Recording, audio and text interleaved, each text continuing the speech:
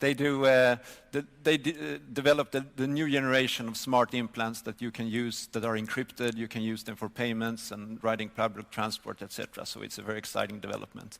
Down here is the lady Moon Rebus. She has a chip implant in her arm that is connected to her smartphone, and she has in turn connected the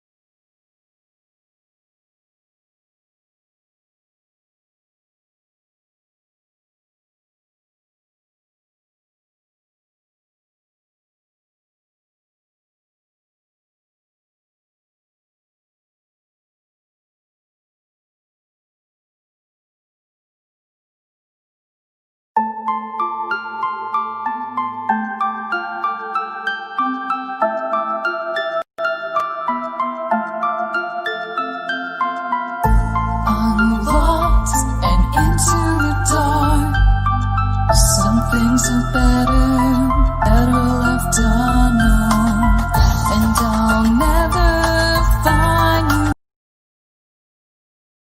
you here, 'cause no one's ever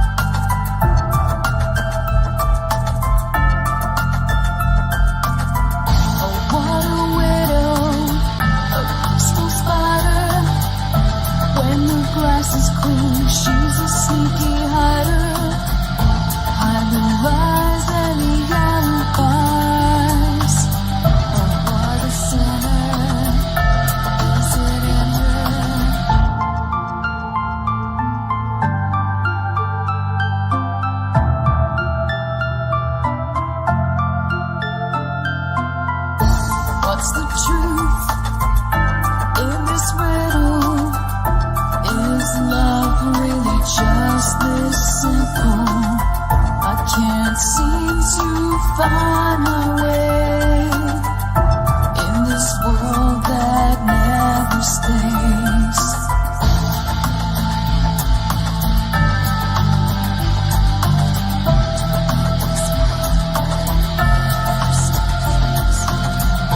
What a widow, a peaceful spider. When the glass is clean, she's a sneaky hider. Hide the lies and the alibis. What a sinner, is it in her?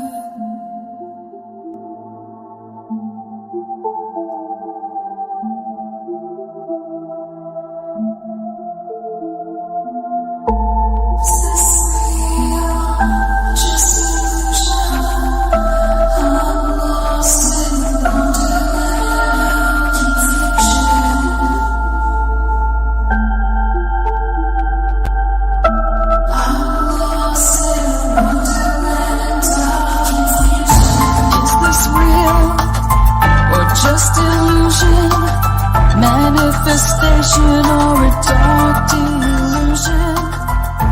Is this real or just illusion? I'm lost in a wonderland of confusion.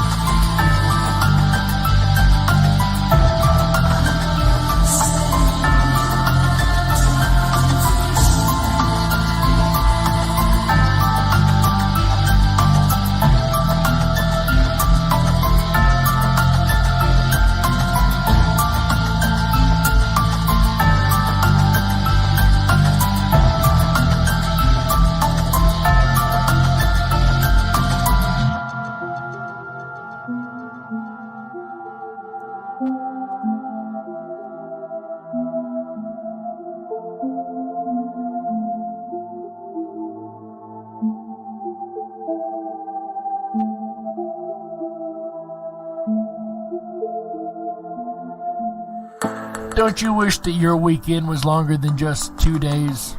Well, if so, then you're in luck, because here on Rippin' Common Sense Radio, our weekend begins on Wednesday. Yes, you heard that right. Our weekend kicks off every Wednesday at 7 p.m. Pacific, 10/9 Central, with Darkwolf's Den, starring yours truly, Jerry the Dark Wolf. But that's where the fun has only just begun. Make sure you come back every Thursday through Sunday at 7 p.m. Pacific, 10/9 Central, for the Rippin' Rabbit Hole live show, starring AJ the Rippin' Rabbit. He dives into the archives of vocal legend Art Bell and brings those stories up to date. So make sure that you spend your extended weekends with the Animals of Radio, Jerry the Dark Wolf and AJ the Rippin' Rabbit, starting at 7 p.m. Pacific, 10/9 Central, every Wednesday through Sunday, right here on Rippin' Common Sense Radio. Rippin' Rabbit Hole is a community-driven radio. At times the community comments may reveal prejudices and other beliefs that we or our sponsors do not condone.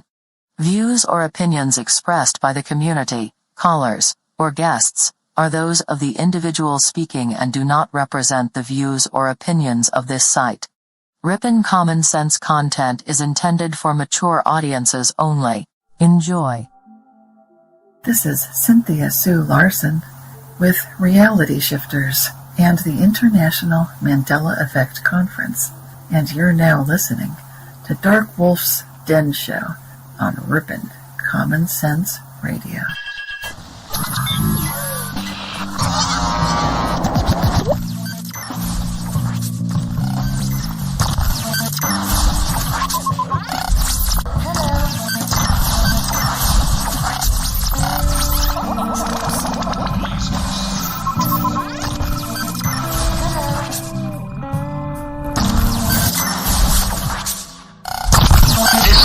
Is now the ultimate power in the universe. This is your man Meta, aka Propagate This Light, and you're now listening to Darkwolf's Den.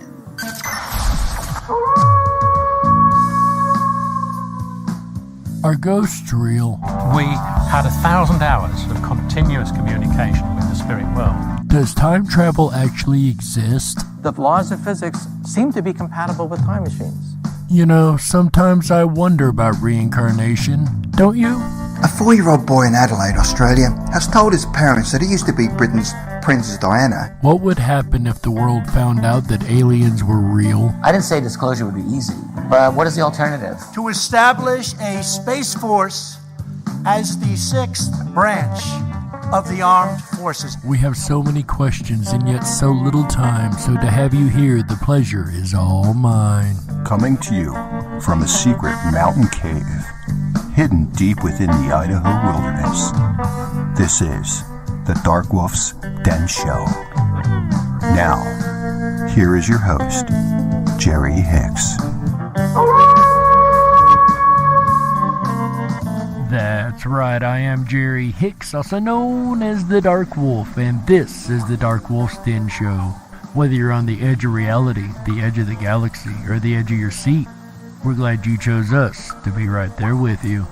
Tonight is August 5th, 2020, and tonight we're going to talk about a topic that really doesn't get discussed a lot, even amongst its own main school researchers, and that is schoolyard UFOs. Why would UFOs be interested in schools specifically? Why the children? Is it nefarious, or could it be for a positive reason? Well, maybe some of these case files we'll go over will reveal some answers, or maybe not, we never know. But at the end, we'll definitely find out. But first, today in history. This is actually a very special today in history. If you guys don't know, our buddy AJ the Rippin' Rabbit over there, the Rippin' Rabbit Hole live show, is a magician, a professional magician, as I've mentioned on the show before. And both of our heroes, actually, would be Mr. Harry Houdini. And Harry Houdini, in 1926 on this day, stayed in a coffin underwater for 1.5 hours before escaping. And that is why Houdini was the best. And this has been another Today in History.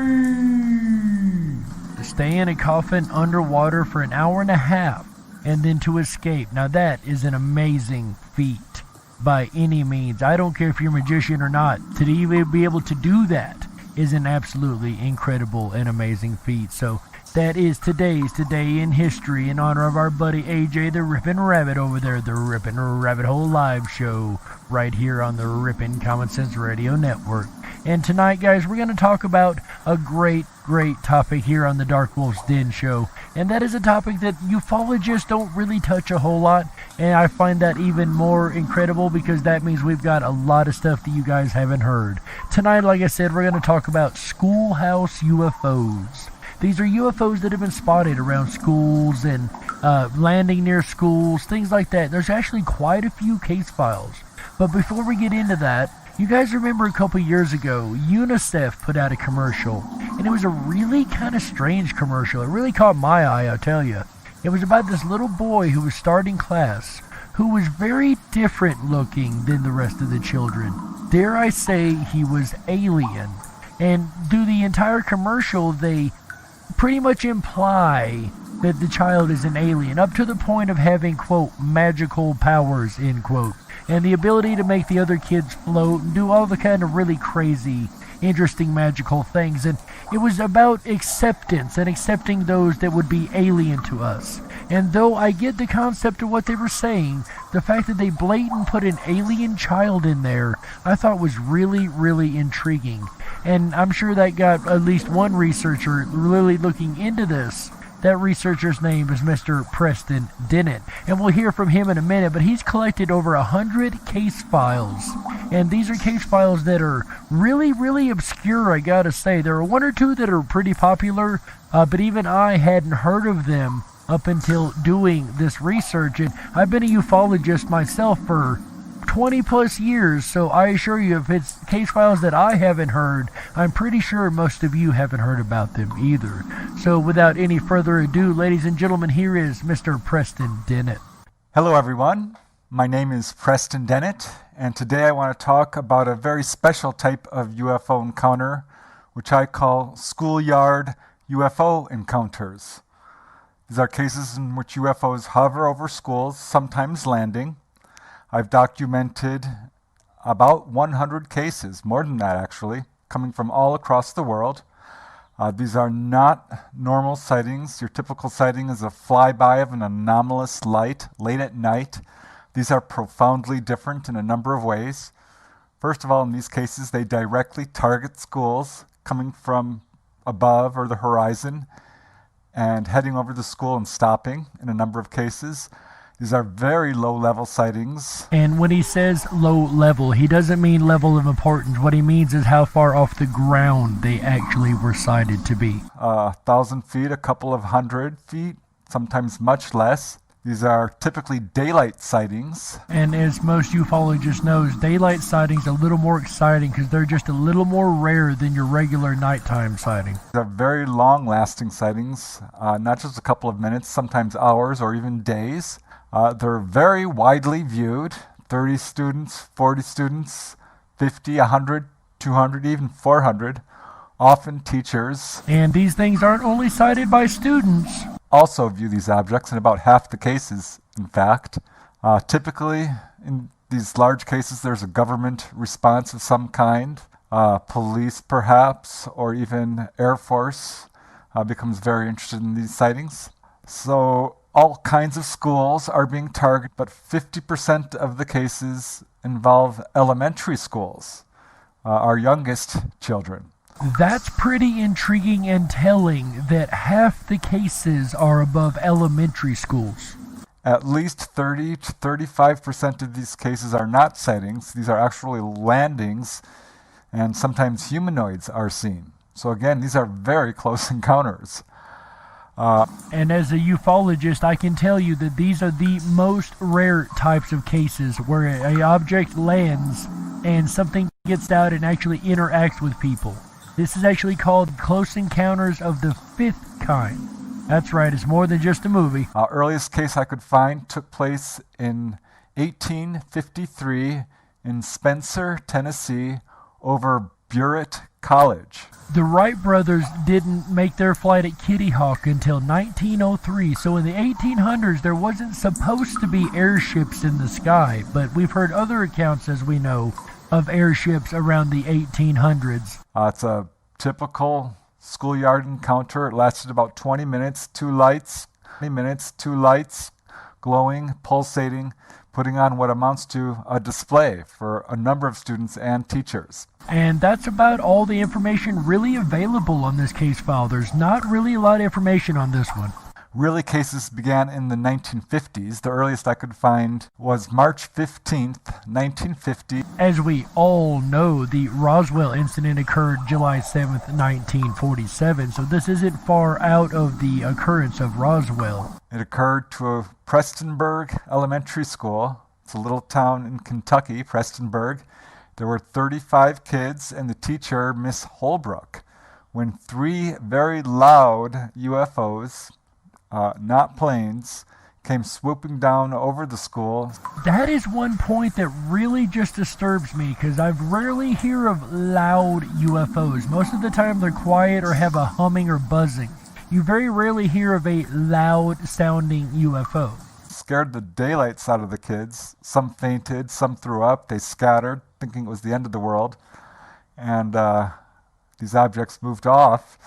Finally, Miss Holbrook got the students calmed down, and about an hour later, 4 UFOs showed up and again buzzed the school, causing near panic.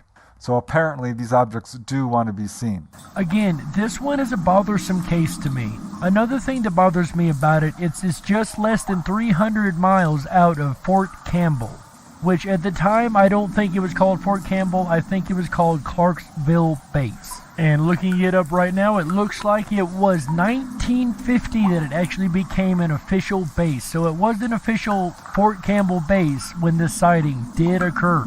So it maybe was a military object of some type, though that is only speculation. There's something very strange about the timing of these cases, because it was 2 weeks later. About 150 students and 5 teachers at Pine Point Elementary School in Ponsford, Minnesota, saw a metallic mirror-like object which stayed hovering over the school for most of the morning. This sounds more like a classic UFO sighting. A few months later, in October 1950, a teacher and the entire 5th grade class at a school in Emporium, Illinois, watched a classic UFO hovering outside the window for about 10 minutes. Just long enough to be spotted. In May 1951, at Irving Elementary School in Kansas, both the kids and the teachers saw what they described as a beautiful silver disc-shaped object which hovered over the playground at a pretty low level for the entire duration of the lunch period. Finally, the kids had to go inside, and after that, the UFO went away.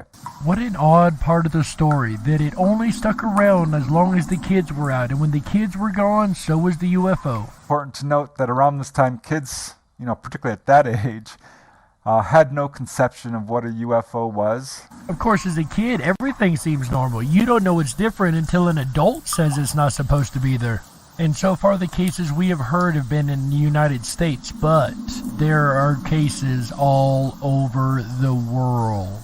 So they did not even really know what they were looking at. In 1952, at 4 p.m., school had just let out at Elder Park Elementary School. This is Elder Park Primary School in Glasgow, Scotland. And everyone was walking out on the playground when they saw a very large shadow, circular, coming down on the field, and looking up they saw a huge metallic sombrero-shaped craft. It moved silently and slowly and started to hover over the school itself, right over the steeple, maybe 50 feet up, and stayed there, rotating. Finally, it started to make a loud whining noise. It tilted and it darted off over the city of Glasgow, where a bunch of other people saw it. This also sounds like your classic UFO, your sombrero or circular shape that's spinning and whirring and only about 50 feet above the steeple. Now that's interesting. And it sat there for a little while and then shot across Glasgow, where the entire town had a chance to see it. About 1 year later, July 1953, the student was 13 years old. His name was Donald McAlpine. He and a bunch of other students on the playground saw this metallic saucer, a disc-shaped craft hovering at about treetop level right behind the large elm tree next to the playground. The investigators from NICAP, the National Investigative Committee for Aerial Phenomena, interviewed the students, and they felt like this UFO was spying on the kids. And here again you have a case of a UFO just sitting behind a tree, hovering and watching, just watching the students. And this doesn't sound nefarious at all to me. None of these have sounded nefarious so far, which gives me to lead towards a theory, and we'll discuss that theory right before the break. Cases all over the world. One from France comes from French researcher Aime Michel. This is in 1954 during a wave of sightings. A UFO appeared and it made a beeline for the school, the École Les Russes school, and a teacher and about 23 students saw this object, came towards the school, stopped right over the school, turned on its side, then resumed a horizontal position and darted off. One of my favorite cases occurred on October 22nd, 1954 in Marysville, Ohio, to the Jerome Elementary School. It was a beautiful day. The kids had been good, so they got an extra recess. Around 3:15 p.m., a bright disc-like object showed up in the sky. It was very low. It had very bright lights. Finally, some of the students decided to go get the teacher, and they got the principal, Mr. Warwick. He runs out and sees this thing. He said it was almost too bright to look at. He's never seen anything like it. I find this intriguing, just the wording that it was too bright to look at. Because we remember in the Bible, it said the countenance of God was too bright to lay eyes upon. So, it makes me wonder what was being seen even in biblical times. But that, of course, is a whole nother episode. Before or since, and he called for another teacher, Miss Dittmar, to come out and look at it as well. She comes running out, at which point it disappears. She didn't get to see it. This particular sighting included something that has been reported only in a few UFO sightings across the years, and that is something called angel hair. But following this, the entire sky filled with this weird cotton candy-like substance. We now know it as angel hair. We're not sure what it is, but it's a very fibrous, light, white-colored substance that looks very much like cotton or cotton candy. And it fell over the school for the next hour or so. Miss Dittmar said it was absolutely beautiful. It covered the entire playground and about a 3-mile circle radius. Some of the students collected the stuff up, brought it to the teachers, who took it into their hands and coiled it up, and it formed small gelatinous balls which eventually just dehydrated or dissipated and disappeared. It turned both of the teachers' hands green, however, temporarily. I gotta say, if an alien substance is falling out of the sky, I understand the kids running and grabbing it. They don't know any better. But the adults, I'd have put on a set of gloves or something before I got my hands all messed up. It's an interesting case. They did manage to save a sample, which they sent to Lockbourne Air Force Base, but never heard back from them. And if the fact that they never heard back from the military after sending them a sample surprises you, then you probably haven't heard many episodes of this show. What's interesting about this case is years later, researchers found out that Robert C. White, an Air Force officer who worked in a governmental capacity studying UFOs, had heard about this case. It generated special interest in his office because they were not able to solve it. It really makes me wonder how many unsolved cases the Air Force is setting on that we haven't even been allowed to touch as researchers. In December 1954, there was a huge display of UFOs over the town of San Lorenzo. Over 1,000 people viewed this object. This is in Argentina, and at least 400 students saw this display over the San Lorenzo College. 2 fainted from all the excitement. And it was, very dramatic sighting. And that's sort of the pattern we see in these kinds of cases. It appears that they're putting on displays. And most UFO sightings, whether they're over schools or not, always do seem to be putting on some type of display for whatever purpose that may be. Typical case occurred in 1955 at an elementary school in Nashville, Tennessee. 13-year-old student Stanley Mikael Heine was one of the witnesses. He, 30 other students, and their teachers saw a metallic saucer hovering about 300 feet away from the school. It hovered for just a few minutes and then darted away. But it had a really big effect on Stanley, and he became very interested in astrophysics and would speak about UFOs on radio shows throughout his life for years afterwards. And I've said it before. I think we talked about this on the Kingdom of Nye radio show when I was on there with Heather Wade. But we were talking about how in certain cases, when the witness is severely affected, like something that truly changes their lives, you cannot deny they experienced something. So when I hear something like that in a case file, it really makes these old wolf ears perk right up. Another very interesting case that's almost identical to the Jerome Elementary School case occurred almost exactly 1 year after it on October 27, 1955. This event occurred at Whitsitt Elementary School in North Carolina, and there were 120 students, and the principal, his name was H.D. Lambeth. They all observed, and another teacher, 6 or 7 metallic sphere-like objects darting around in the sky, and just like in the Jerome Elementary School case, they released an enormous quantity of angel hair over the school playground. I honestly think this was deliberate, a display, sort of like a gift or a calling card, because angel hair cases are very rare. What makes a lot of these accounts very, very important and intriguing nonetheless is not just kids, because I get it. Kids have imagination, big imagination, and they don't understand a lot of the world, so a lot of stuff can be a UFO to a kid. But when you got parents, adults, teachers, principals, all these other people watching that with the children, that verify the children's story, now that changes everything. And here we have 2 in a row, and it fits this pattern of displays. The entire playground was covered with this angel hair. One of the students scooped the stuff up and actually put it in his mouth and began to eat it before the principal could stop him. He spit it out. He said it tasted salty and bad. Again, the principal did get a sample, which he sent off to Burlington Science Labs. At least this principal sent it to a science lab and not a military base. Maybe he'll have a little more luck. Let's find out. Who were not able to identify it as any known substance. They thought it was organic.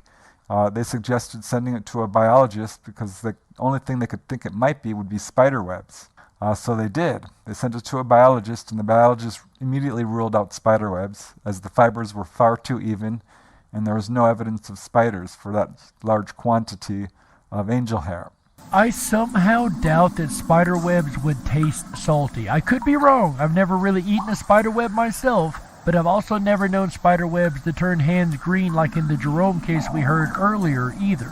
This was a case that did generate a lot of interest. The Air Force heard about it and sent over Captain Murray Thornton, who actually tried to debunk this case and told Lambeth what he was seeing were reflections on the clouds. I cannot. I just cannot, guys.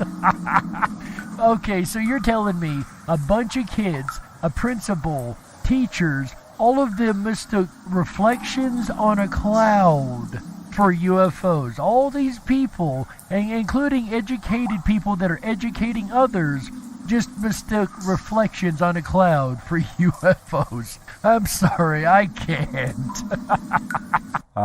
Well, it turned out that Principal Lambeth was a World War II veteran who had flown more than 40 combat missions and was actually an aerial observer, a trained observer. So he was a very good witness, and he wasn't having any debunking from Captain Thornton. Apparently, This guy's just as skeptical of the answer as I am. I love it. I absolutely love it. This guy's a World War II pilot. He knows the sky. He isn't your average Joe, okay? He's a trained sky watcher. He knows the difference between clouds and reflections on a cloud and actually seeing something in the sky. That is so friggin' hilarious. He was having none of this Captain's debunk at all. I love it. This has got to be one of my new favorite case files. A school in Bakersfield that was visited, another in Nashville, Tennessee, one in Ada, Oklahoma, another in Homestead, Pennsylvania, another in Salina, Pennsylvania. It hovered about 100 feet over the school in that case. Bismarck, South Dakota had a visitation, a school in Dublin, Ireland, Alaska, Brazil, England. There were two cases from that period, 56 and 57, that really stood out. And these are going to be the last two case files for the first half of the show. And then we'll get into the theory that I have about this so far. And then we'll go on take a network break after that, and we'll be back for the second half. Both occurred in 1957 in New Zealand. One occurred on April 10th at Taradale School in Hawke's Bay, New Zealand.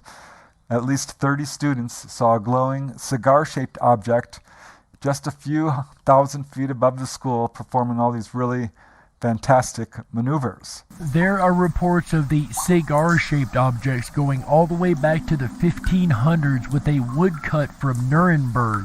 So this is not a new phenomenon of UFO as far as being cigar-shaped instead of circular-shaped. And it was just a few months later, on August 2nd, 1957, when 130 students and 3 teachers at Reefton District High School in New Zealand saw a glowing cigar-shaped object, again a few thousand feet up, performing fantastic maneuvers before darting away. I told you guys that I have a theory so far, and here it is. I think it might be the parents of hybrids coming back to watch their children.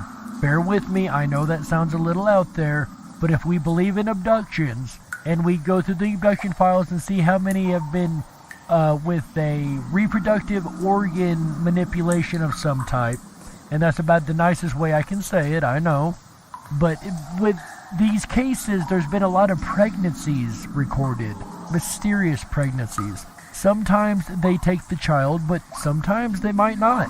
Sometimes these children may have alien DNA that we just don't realize, or we would just call unrecognized DNA most likely. And these kids are probably, unknowingly that they are of any alien descent, and the parents come back to watch or just kind of look over the children. It would explain why it's a lot of elementary schools. It would also explain why it's across multiple grades of schools. And I wonder how many of these witnesses are actual abductees. Of course, we don't have the numbers or information on that, but it really makes one wonder if there is a correlation or even a connection between the abductees in a certain area and the amount of schoolyard UFOs that are seen. But again, we don't have the numbers to correlate that. And with that said, guys, as you hear the music playing there, we've got to go ahead and take a network break. So we'll be right back after these messages, ladies and gentlemen, with part 2 of Darkwolf's Den. And this is going to get into the even crazier side of these case files, where they're landing on the ground. That's right. Ladies and gentlemen, we'll be back with the second half of the Darkwolf's Den show in just a couple minutes. Don't you touch that dial. Oh, yeah. We gotta stoke the fires and run off the men in black. Don't touch that dial. We'll be right back. Sex in the City? Nope. Interview with a vampire? Nope. If you build it, they will come? Febreze? Tweeze in the middle? Wrong again. Depends. Nope. Welcome to the Twilight Zone, my friends. A phenomenon known as the Mandela effect. You may have heard of it. You may want to not neglect unbecoming, awake, and spiritually inclined. So sit back, relax, while I blow your mind. Take the thumb off the cell, stop following the sheep. Down the rabbit hole we go. Are you ready for that leap? The Zapruder film, #JFK. I looked at the footage and I said, what the heck? How come there are 6 people in that dang car? Stretch limo, for me, this was all too bizarre. I glanced behind the driver, no way, Jose. I remember in the car, my mind was in total disarray. Trying to make sense of what I was seeing, what I was witnessing. Didn't connect with my inner being. A second woman in the car for me was only the first lady. Do you smell what the rock is cooking? All this seemed kinda shady. Berenstein Bears. Nope. Shazam? Sinbad? Not in this reality. Good lord. An awakening. Was it all a revelation? The naysayers and skeptics call it confabulation. They say we misremembered and call us bat crazy. Did you smoke a doobie? Maybe that's why it's a little bit hazy. Unless you experience it, you'll never know. But enough of that. On with this Mandela effect flow. Mandela effect in the house. What did the world happen to Ed McMahon? In this reality, Publishers Clearinghouse was not a fan. Never the spokesperson, but we remember it clear as day. McMahon holding that check while the winner yelled out, yay! American Family Publishers, never heard of them until now. This Mandela effect has me raising the people's eyebrow. So many theories on what it could be. Have you ever heard of CERN and the LHC? Luke, I am your father. Nope. Sally Fields? Nope, wrong again. That stands for the Large Hadron Collider. I thought it would mention, you know, the machine that opens up portals into different dimensions. You're probably thinking that this is all science fiction, but you gotta think outside the box and have no restrictions. Alternate realities and parallel dimensions. Okay, I get some of your apprehensions. Could this all be a spiritual evolution? Cause the human race has grown tired of this toxic pollution. Mandela effect in the house. Crazy. Some people, they just don't understand.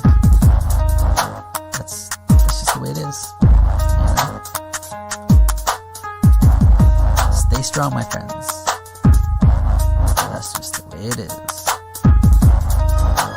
Dolly has no braces? Are you serious? Good lord. Joel Osteen. Oh wait, Joel Osteen. So what the heck happened to the owl? Oh my gosh. Oh, this is definitely the Twilight Zone. This is crazy. Oh yeah. Juanito, 1975. Breaking up the common sense radio airwaves. Awesome job. Great intro music. Hi everyone, it's AJ, the Rippin' Rabbit. Are you enjoying the program so far? The weekend kicks off with Jerry Hicks and the Darkwolf's Den Show. If you've enjoyed this look at Schoolyard UFOs, please make sure to thumb up that video, hit that subscribe button, and ring that bell. You'll get our notifications every time we go live. I'll be back again tomorrow night, Thursday, August 6th, starting at 7 p.m. Pacific, 10/9 Central, for a look at the phantom limb. This is the phantom feeling that occurs after a limb has been lost. We're going to take a look at the psychology behind this incredible phenomenon. That's again tomorrow night. Then Friday, August 7th, designer babies, pick the eyes, pick the sex, and much, much more. I gotta tell you, the world of designer babies is a deep rabbit hole. Then Saturday night, August 8th, come along with me on a journey of virtual reality. Are you ready to step out of this reality like I am? Boy, I gotta tell you, I'm ready to depart. We're gonna take a close look at virtual reality and the ability to leave this reality behind. It's amazing.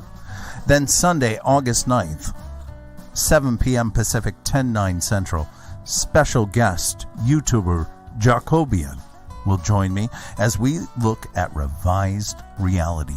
Now, Jacobian has done several Mandela effect videos, so it's going to be an evening of discussion with special guest Jacobian, Sunday, August 9th, starting at 7 p.m. Pacific, 9 Central. Please make sure to mark your calendars and tune in. Hey, speaking of which, if you haven't done so already, please hop on over to the ripinrabbithole.com. Jump on our mail list. You're going to get our weekend schedule every Wednesday morning.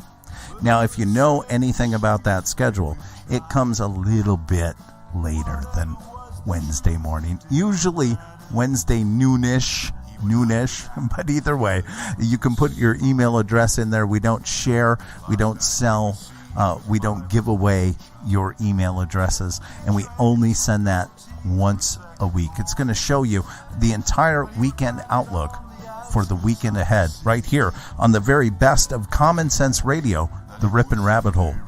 We're going to return back to Jerry Hicks and the Darkwolf's Den Show. For tonight, he howls at Schoolyard Tales of UFOs. Ow!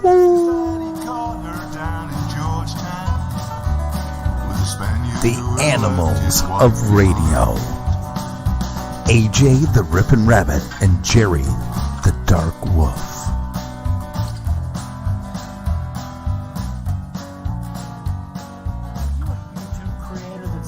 Fighting over copyright issues for using the wrong music in your videos, or perhaps a songwriter looking for something new. I know when I started Darkwolf's Den, I needed some original music, and for me, the answer was a no-brainer. I immediately called Tom Baillies of Red Shed Studios. Tom has been in the music industry for over 20 years and has a true passion for the art. So if you need a custom soundtrack for your next project, make sure you contact Tom Baillies at Red Shed Studios at 920-344-7634. That's 920-344-7634. Red Shed Studios. If you were meant to be controlled, you would have come with a remote, but you didn't. And that's why you listen to the Darkwolf's Den Show. Now, here is your host, Jerry Hicks. And welcome back, everybody, to the second half of the Darkwolf's Den Show. Whether you're on the edge of reality, the edge of the galaxy, the edge of your seat, or in your schoolhouse in this case. Sorry. Anyway, we're glad to have you right here with us. Ladies and gentlemen, tonight we are discussing Schoolhouse UFOs. And before we continue, I would like to explain the Close Encounters scale. Because earlier I said Close Encounters of the fifth kind, and I should have said the third kind. And here's why. There are three kinds of UFO sightings. Number one, or UFO experiences, I should say. Number one is just that, a sighting. You just see a strange object or light in the sky that you cannot explain. That is a close encounter of the first kind. Then we have the close encounters of the second kind, like we heard in some stories earlier, where there's physical evidence alleged to have been dropped or left from the experience. And then there's the close encounters of the third kind. This is where an entity is actually present. An entity is seen, like in a abduction case. Most of those, well, all of those will be close encounters of the third kind. So what we're about to hear takes Schoolyard UFOs from close encounters of the first kind, from close encounters of the second kind, to close encounters of the third kind. These, I think, are the much more exciting cases. About 30 to 40% of the 100 cases I documented involved landings or humanoids, often next to the school, sometimes on the school playground itself, and a few cases of these ETs actually entering into schools. There are a few abduction cases. These cases stretch back over 100 years, so I'm going to just go through them chronologically and tell you what happens when a UFO actually lands next to a school. So the earliest case I could find occurred... And to be clear, he means the earliest case of this particular type. On July 24th, 1909. This is probably part of the cluster of sightings, the wave of sightings which occurred at the end of the 19th century and the beginning of the 20th century, involving weird Zeppelin-like objects, because that's what these kids described at Kelso School in New Zealand. And I would dare argue that the Zeppelin-like or blimp-like shape would be the cigar UFOs once again. It's also interesting that this case comes out of New Zealand, just like the last cigar UFO case that we heard before the break. A group of students and a teacher saw this object approach from the horizon. It came very quickly, darted around, it hovered. The teacher said she was actually too frightened to observe it clearly. It came quite low. A bunch of kids did see it. Afterwards, the adults separated them and had them each draw pictures of what they had seen, and they all drew the same exact shaped object. And I'm a firm believer in the fact that if a group of people individually affirm something independently, I'm pretty well going to call it closer to the truth than anything else. Or very close. What's interesting is several of the kids reported seeing a humanoid in some sort of a cockpit, a small man. This reminds me a lot of a video that came out about 10 years ago or so now. And it was showing a UFO, but the person had a good camcorder and they zoomed up in real close and you could almost see, if not completely clearly see, the outline of two entities of some type within the vehicle through a window. So, I mean, it's not unheard of when I hear something like this in a case file. What is a little more unheard of, however, is all of these being over schools. This was not an isolated sighting. Actually, there were sightings prior to this and after it, so it appeared to be part of a wave of sightings, but definitely came very low over the school and scared the wits out of these kids, and particularly the teacher. So that's the earliest case. The next one I could find was about 15 years later in 1924. I couldn't find a lot of information on this case other than the main witness. Her name is Evelyn Went, and she was just a little kid at St. Joseph Elementary School in Dade County, Florida, when a UFO landed on the playground. She said it was pretty small, it was metallic, it had a sort of a pitted surface to it, and small robotic beings came out. They spoke briefly telepathically with her. Telepathic communication is another thing that all eyewitnesses in Close Encounters of the Third Kind say that occurs, because they don't ever speak with their mouths. They always say it's some type of telepathic communication. So this is interesting also in the case file that's in there. Gave her some information about the school, said they would return again, and went back into their craft, which started to glow very brightly and then took off and was gone. That was apparently the last encounter she had. This is just a little bit of speculation here, but I would dare say that they were the little small grays before they actually had the gray skin suit, if you will, for them. So just the robotic version. Because it's been reported many times that the small grays are just robots or biological robots of some type. So perhaps this was before they had the biological robot part. They were just sending out robots, right? Of course, this is just fun speculation at this point. The earliest 1950 humanoid case I could find was October 15th, 1954. This occurred in a little town called Altus in Oklahoma. And the main witness is a little kid who is on his way to school, riding his bike. He had just arrived at the school and was in front of the school when he saw everyone was looking up. A police officer, traffic had stopped. Everyone was looking up at this metallic saucer-shaped object. Yet again, it's not just a kid's report, but it is adults and kids who are all witnessing the exact same thing. It was about 500, 400 feet in the air, quite large, gray metal, and as he watched, these portholes opened up, and looking down out of this object were two humanoids, human-looking beings. The portholes closed, and this object darted away very quickly, a couple of miles away, then darted right back, hovered again for just a few moments before being chased away by military jets.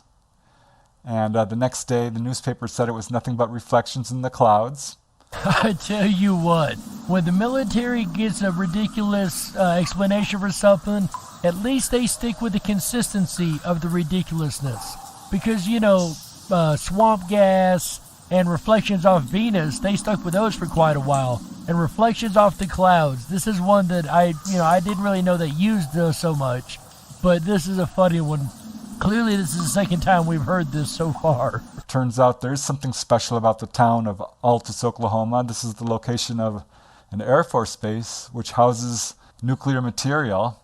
And in fact, 10 years later, there was a very famous incident of an object hovering right over the base where this nuclear material is being held.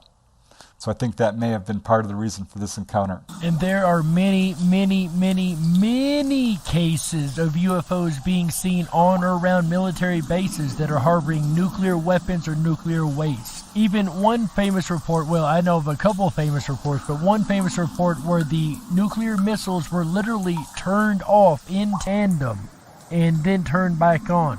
There's other times where they've been locked and loaded and then turned off.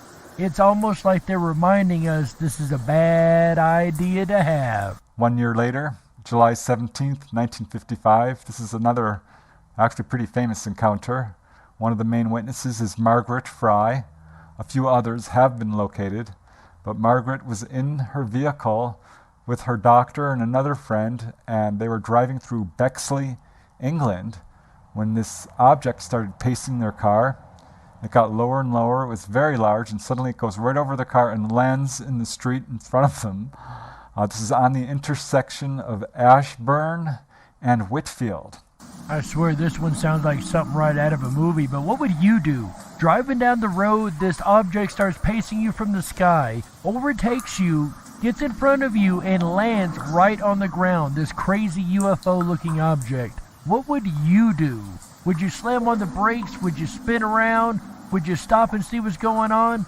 I always said, if I ever run up on a UFO on the ground, I'd be the first one to run up and start knocking on the door. Hey, let me in. Let's go. I've been waiting on you for a while, guys. But seriously, this is a really, really wild case. In Bexley, England, and this object lands. She gets out of the car, and this object's just sitting there. A bunch of kids saw it. They surrounded the object. Adults saw it as well.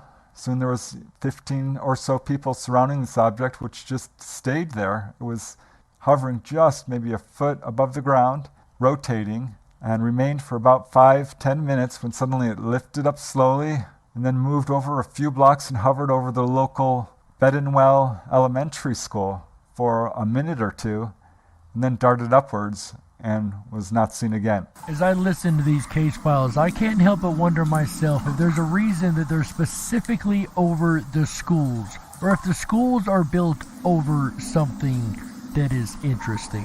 Again, that is absolute speculation.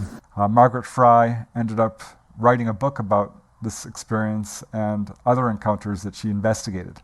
1 year, or actually 1 month later, August 25th, 1955. And for some reason, 1955 seemed to be a very special year for UFOs. It's like a huge flap occurred around that time. This next case file, though, well, I don't even know what to say about it, guys. You're going to love this one.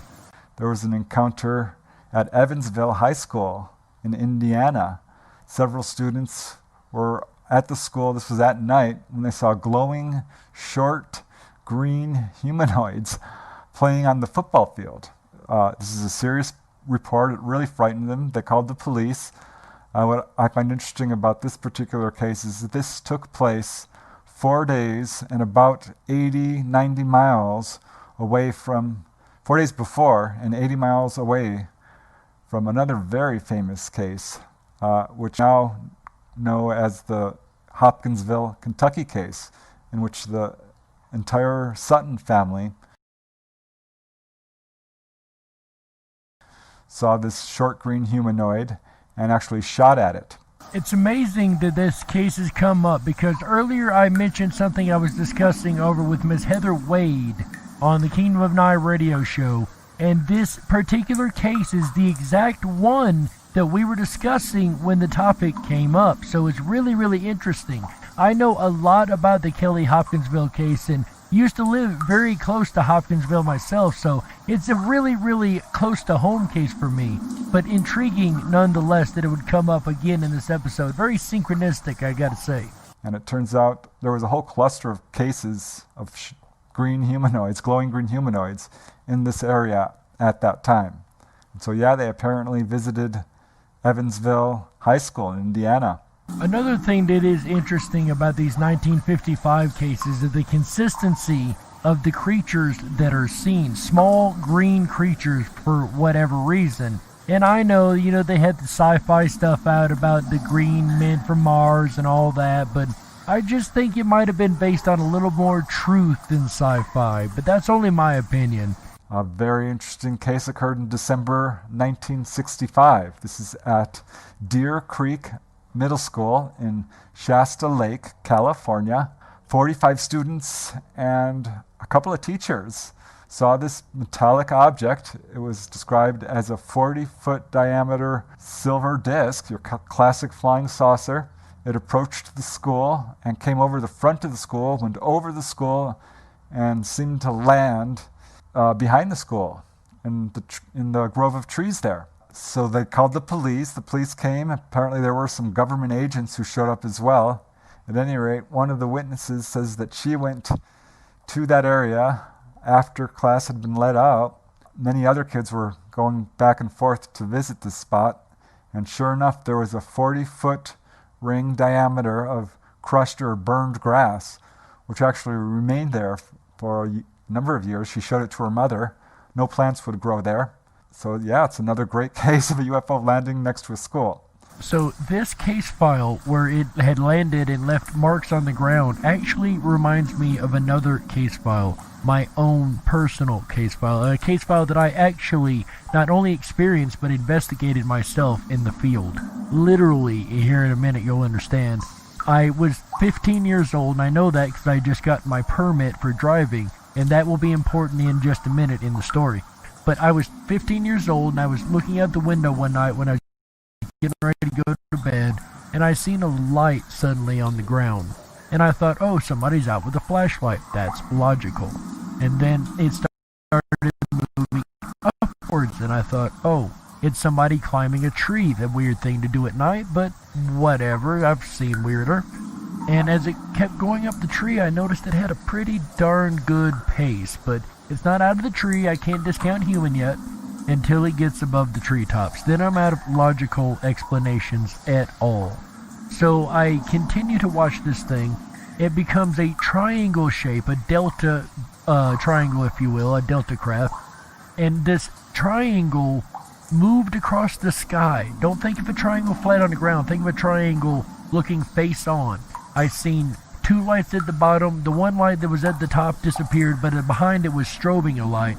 And I could tell an orange light in the middle, which lit up a circular thing. So the next day I'm coming home from school. I watched this thing move out of view, and that's all there was to that part of it. I just seen a weird light come off the ground and move across the sky. Technically a UFO, but I can't call it alien or UFO per se yet.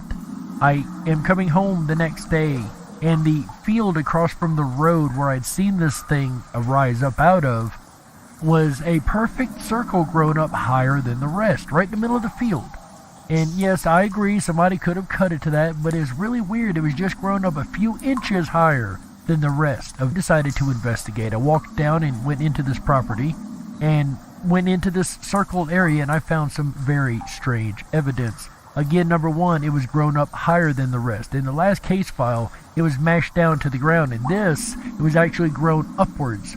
Around the outer edges, a couple feet away on the outer edges of this circle, were the red bird berries. And these are little red berries that grow around a lot in the south along fences and all that. And they're poisonous to humans, but birds love them.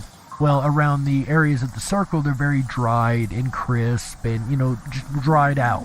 And around the rest of the field, they're very beautiful and red and very ripe. So it's just a little odd at that point. Then I enter the circle, and there's a warmer temperature inside this circle than there was outside by a good 5 degrees, if not 10. But definitely a differential in temperature. But the strangest piece of evidence that I've ever found on the ground and again, I was 15 years old at the time, they were along the edges of the circle, exactly on the edge, not on the inside, not on the outside, but on the edge line. There were certain spots where it looked like something had stuck down into the ground and then pushed down the grass around it, literally like it was anchoring to the ground. So I would put two and two together and say the craft I seen, whatever it was, had probably been sitting in this area at one point. And if I'm assuming that it was raised up, then perhaps the radiation caused just a little bit of extra growth in the wheat or whatever the grass was below it, and the heat from it would have dried out the berries around the outside. This is a conclusion that I came to. This is not 100% set in stone, but that's the conclusion I came to upon investigating this case that I absolutely witnessed.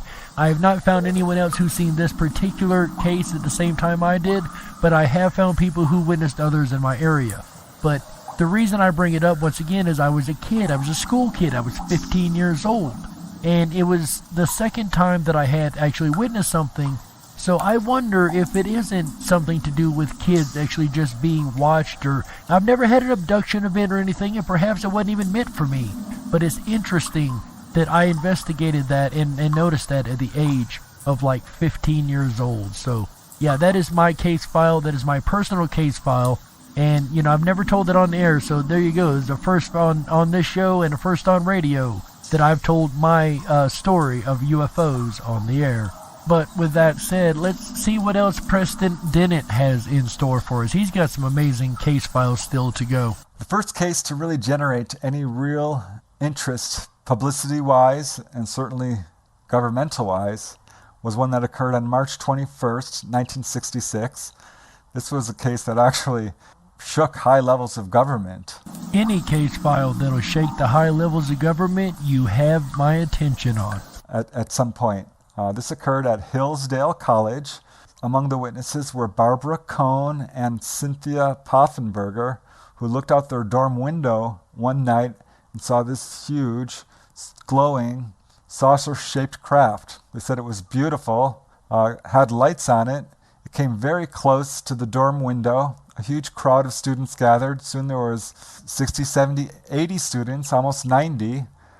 Teachers saw this. School administrators saw this.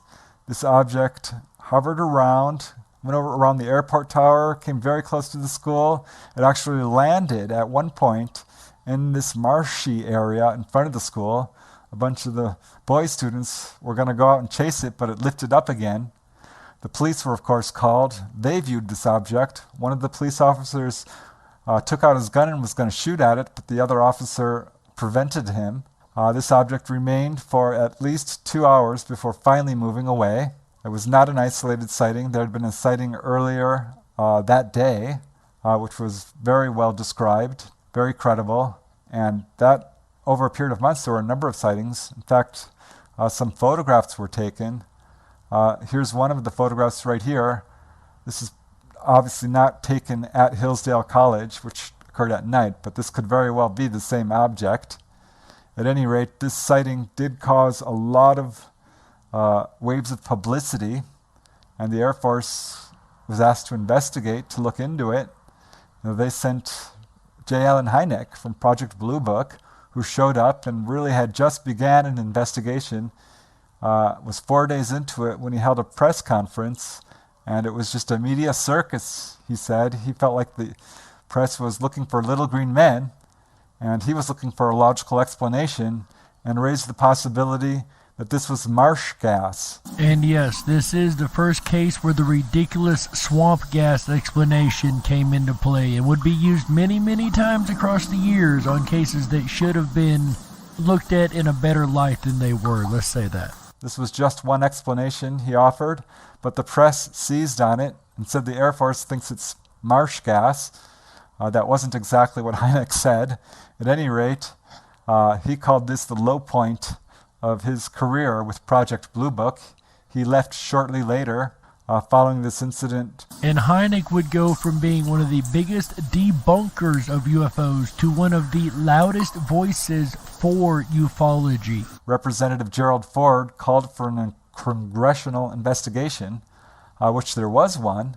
The scientists involved in that investigation, that hearing, said that UFOs were probably real and deserved further investigation. Nevertheless, at this point, the Air Force was just trying to extricate itself from having to deal with the public, and they formed the Condon Committee shortly later, which ended up getting a negative impression about UFOs. The Condon report also suggests that people would lose their mind if they found out about UFOs. They're the ones that created a lot of the stigma around UFOs that exist up till very recently, actually. Told officials that they should not teach this subject in schools, which I found interesting, and ultimately this led to the closure of Project Blue Book. Which is probably one of the best things to have ever happened to ufology, because they were trying to make it look ridiculous and they were actually having a hard time doing that. But we're going to go ahead and jump ahead a little bit.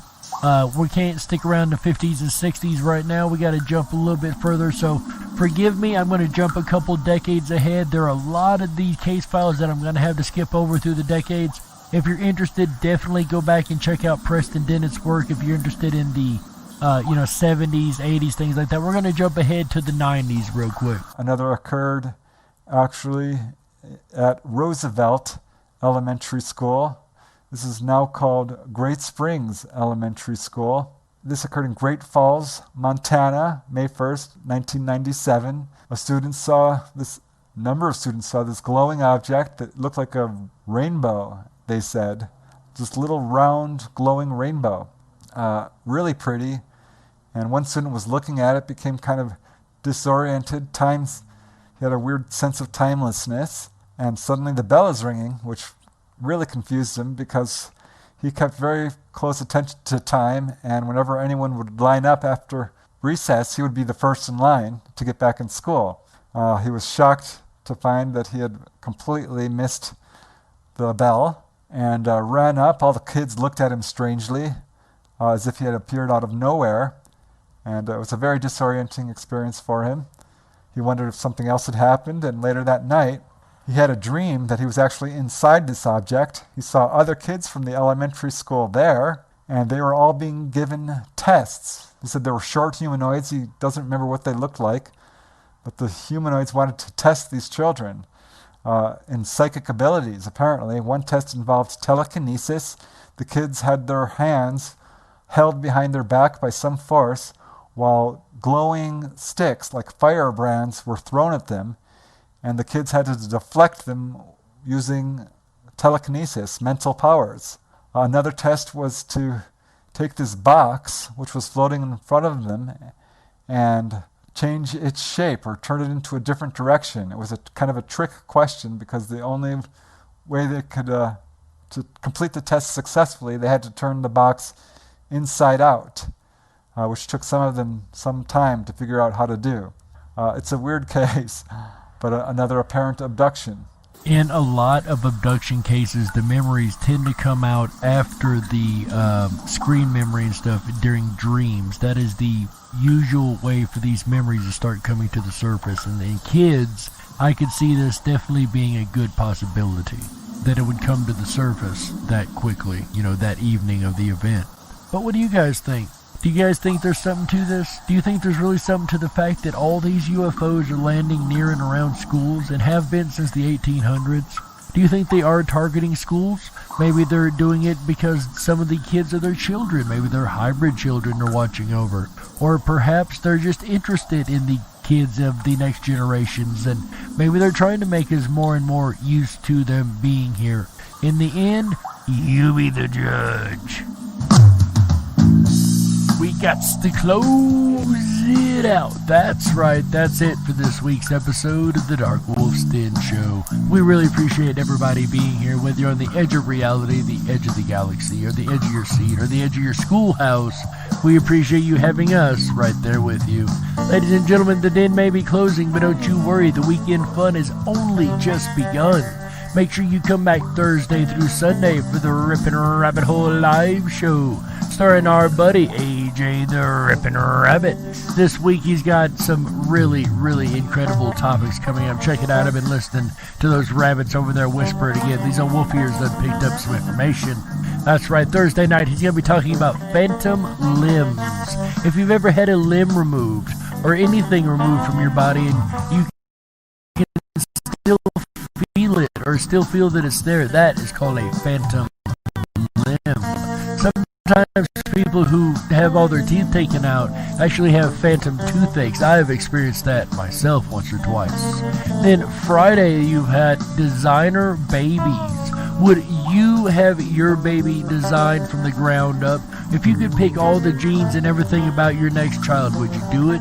Or is it a very dangerous road to go down? We'll discuss that. Or AJ will discuss that on Friday. Then Saturday, he's going to be discussing virtual reality. That's right. Is virtual reality going to be so much better than reality that we're going to decide to be locked in there instead? Are we going to have a lot more issues than it will help?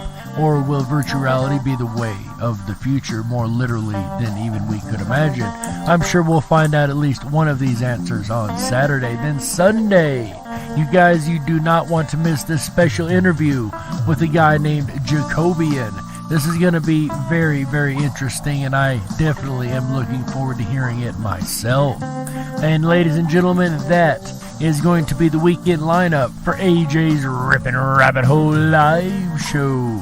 Speaking of rippin' rabbit holes, go on over to the rippinrabbithole.com. That is RIPONRABBITHOLE.com. That's right. Over there you're going to find a lot of fun stuff. Like what? Like our 24/7 backstage lounge over there where you can hang out personally with me. That's right. Go on over to the 24/7 backstage lounge page. Scroll about halfway down. You're going to find the VIP entrance.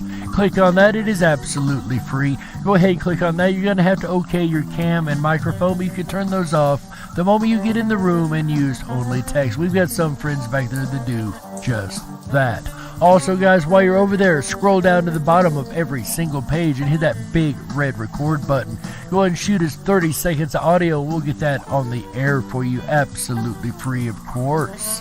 And also, make sure you check out the groups pages over there. That is our rabbit holes. That's right. We got the Darkwolf's Den Show. We got the Darkwolf's Den Show topics and suggestions. We've got the Rippin' Rabbit Hole live show. We've got Lucid Dreaming with Mr. Juanito 1975. That's the same one that does our amazing song Going Out to Break. And so much more, guys. So make sure you go over to the rippinrabbithole.com. RIPONRABBITHOLE.com. Ladies and gentlemen, my name's Jerry Hicks. This is the Darkwolf's Den Show, and on behalf of AJ the Rippin' Rabbit and everybody at Rippin' Common Sense Radio, we thank you for being here, and remember always, stay awake, but dare to dream. Oh, yeah. That's right. Ow. We kicked off the weekend right. Top hats off to you, Jerry.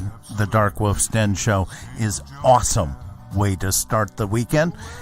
Put a 1 in the chat room if you agree. If you enjoyed tonight's episode of Jerry Hicks and the Darkwolf's Den Show, please make sure to thumb up that video, hit that subscribe button, and ring that bell. You'll get our notifications every time we go live. Here's a look at the schedule ahead. I'll be back again tomorrow night, Thursday, August 6th, with Phantom Limb.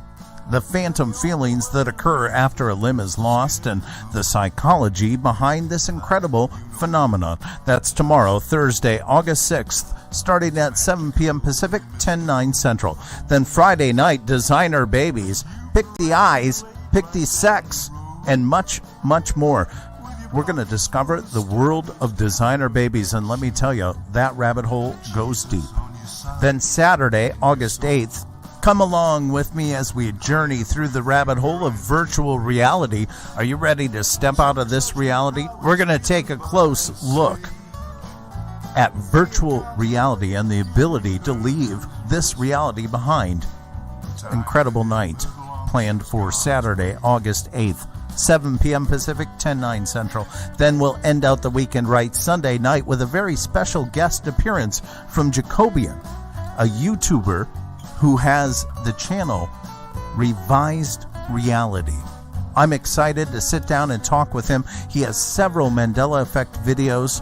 I've got several things to discuss, so join us as we follow virtual reality with Revised Reality, Sunday night, August 9th. with special guest Jacobian. I'm excited. I can't wait. The weekend has begun. Top hats off to you, Jerry. Ones across the board. Unbelievable. The weekends kick off around here on Wednesdays and flow on through to Thursday nights. Give yourselves a round of applause for being smart enough to be here. Jerry Hicks, the Darkwolf's Den, AJ, the Rippin' Rabbit, the animals of radio. Ow! The very best in common sense radio. Until we meet again, take care of yourselves and each other. Good night.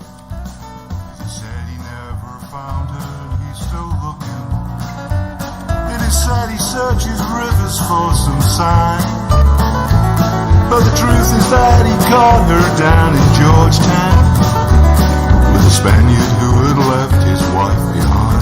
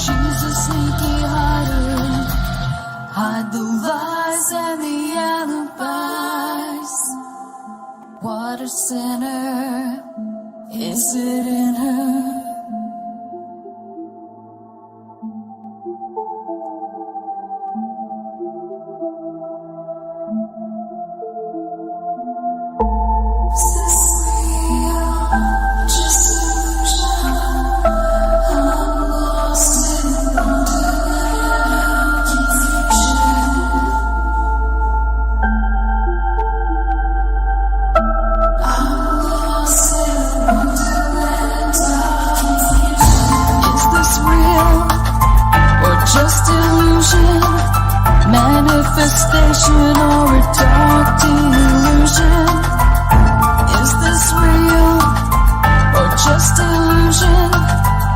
I'm lost in a wonderland of confusion.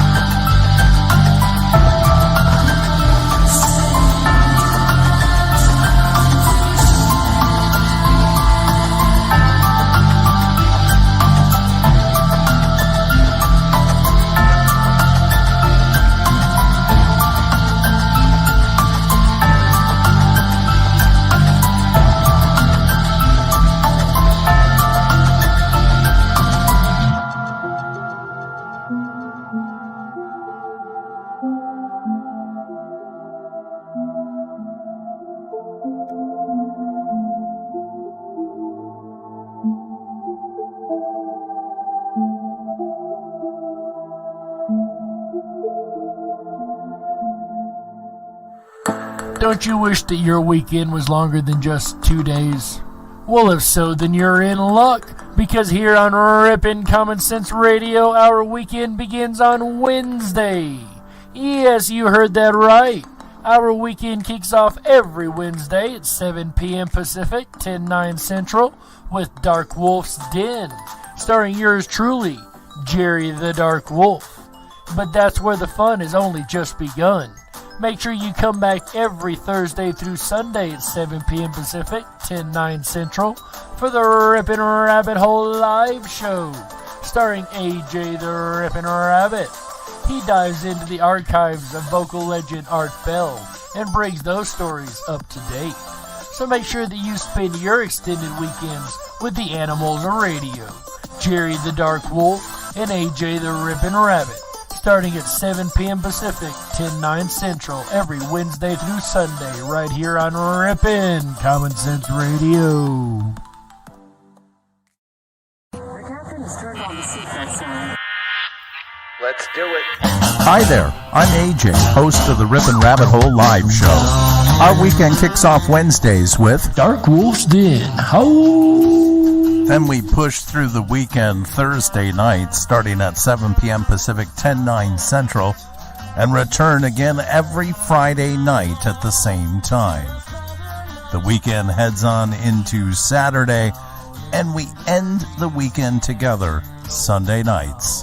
You'll want to join us the first weekend of every month as we dive down the rabbit hole of Mandela Effect with co-host Moneybag73 and our Mandela Monthly. So journey along with us